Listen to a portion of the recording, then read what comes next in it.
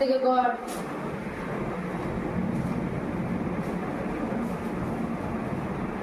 বের করছি। করো। আমার লম্বা। কত রকম জায়গাটা দেখতে হবে। চলো ফাইনালি আমার স্বপ্ন পূরণ হয়ে গেল।